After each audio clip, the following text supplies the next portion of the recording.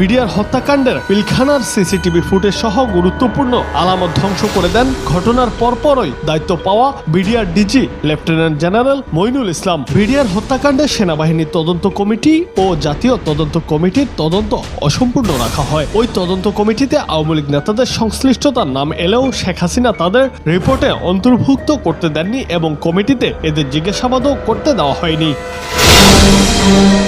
শনিবার attorney general Mohammad Asaduzzaman জানান, বাংলাদেশে আধিপত্য বিস্তার, আওয়ামী লীগকে ক্ষমতায় টিকিয়ে রাখা ও লুটপাটের রাজত্ব কায়েম করতে প্রতিবেশী রাষ্ট্র বিডিআর হত্যাকাণ্ডে ষড়যন্ত্র করেছিল। বিডিআর হত্যাকাণ্ড নিছক কোনো বিদ্রোহ ছিল না, এটি ছিল আন্তর্জাতিক ষড়যন্ত্র ও হত্যাকাণ্ড।